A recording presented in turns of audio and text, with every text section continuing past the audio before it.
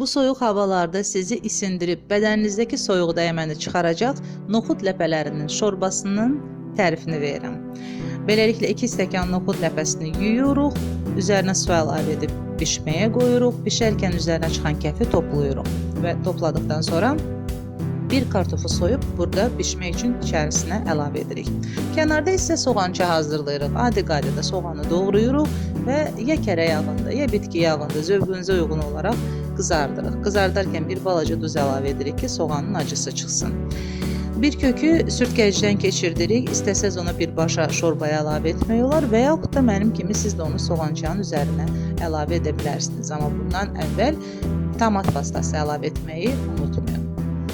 Bunlar bərabər burada hazır olarkən kənarda bir sarımsaq təmizləyib hazır qoyuruq.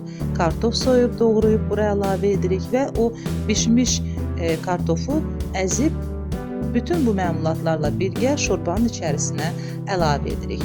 Bu şorbaya keşniş çox yaraşır. Ona görə də mütləq keşniş doğrayıb dökmək lazımdır. Amma hazır olandan sonra.